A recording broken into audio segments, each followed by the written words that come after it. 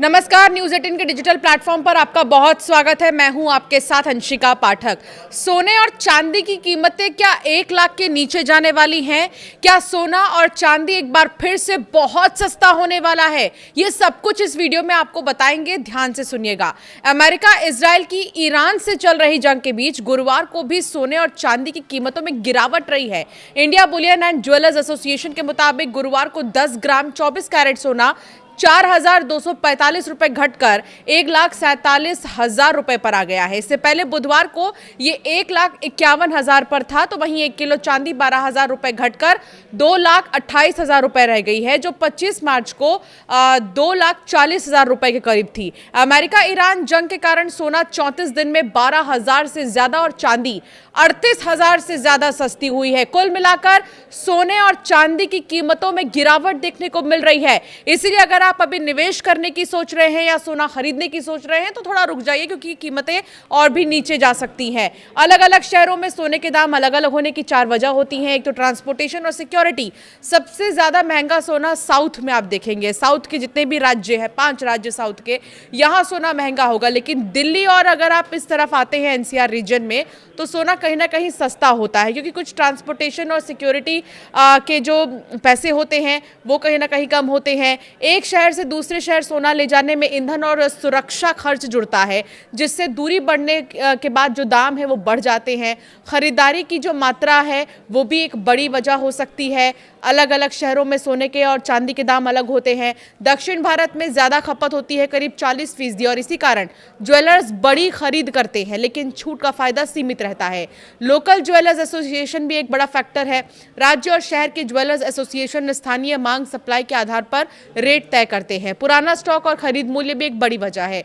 Jewellers का खरीदी rate तय करता है कि वो ग्राहकों को कितनी कीमत पर ज्वेलरी बेचेंगे। तो सोना ऑल टाइम हाई से 30,000 सस्ता हुआ है। साल की शुरुआत की अगर बात करें तो सोने में तेजी थी, लेकिन हाल के हफ्तों में मुनाफा वसूली और ईरान जंग से गिरावट आई है। शुरुआती स्तर की अगर बात करें 31 दिसंबर 2025 से अगर हम देखें सोने के भाव को, तो 1,33,000 ऑल टाइम हाई रहा।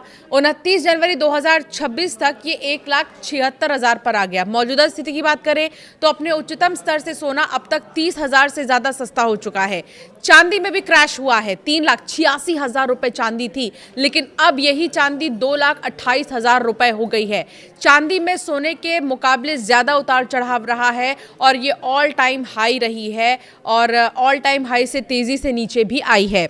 शुरुआती स्तर की बात करें चांदी की तो 31 दिसंबर 2025 को चांदी का भाव 2,30,000 के करीब था, और 29 जनवरी 2026 को 3,86,000 पर ही चला गया।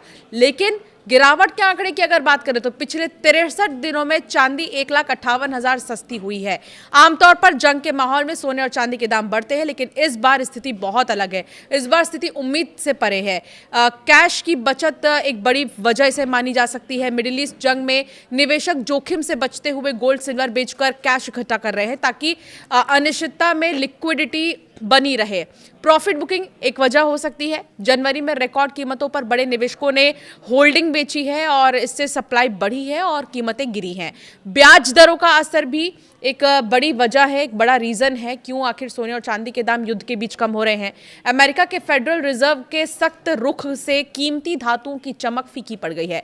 कमोडिटी एक्सपर्ट का यह मानना है कि सोना और चांदी के दाम में आगे भी गिरावट जारी रह सकती है। ऐसे में निवेशकों को अभी सोने और चांदी में निवेश से बचना चाहिए। ज्वेलर्स से सोना खरीदते समय 2 बातों का ख्याल रखना बहुत जरूरी है। एक तो सर्टिफाइड गोल्ड होना चाहिए, और दूसरा फैक्टर जो है कि बहुत ज़्यादा ज़रूरी है वो ये कि कीमत क्रॉस चेक आप ज़रूर करें, क्योंकि अलग अलग कैरेट्स की कीमतें अलग अलग होती हैं। चाहे वो 24 कैरेट हो, 22 कैरेट हो, 18 कैरेट हो, उसके हिसाब से कीमतें अलग अलग होती हैं। तो कुल मिलाकर वॉर लाइक सिचुएशन के बीच या वॉर सिचुएशन के बीच में सोने और चांदी की कीमतें, जहां पर हर कोई चाहता है कि सोना और चांदी को रिजर्व करके रखा जाए, तो वहीं अब लिक्विडिटी की ओर लोग आगे बढ़ रहे हैं इस वॉर सिचुएशन में। और इसका असर भारत में अगर बात करें तो सोने और चांदी की कीमतों में लगातार गिरावट देखने को मिल रही है। कहा यह भी जा रहा है कि सोना 90,000 तक जा सकता है, 80 से 90,000 तक भी जा सकता है। तो इसीलिए आप अगर निवेश कर रहे हैं तो एक बार में निवेश ना करें, बल्कि धीरे धीरे आप निवेश करें। ये चीज़ आपके लिए बहुत ज़्यादा फायदेमंद साबित होने वाली है। आपकी राय क्या है? सोने और चांदी को लेकर कोई सवाल है तो हमें ज़रूर कमेंट कर आप पूछ सकते हैं।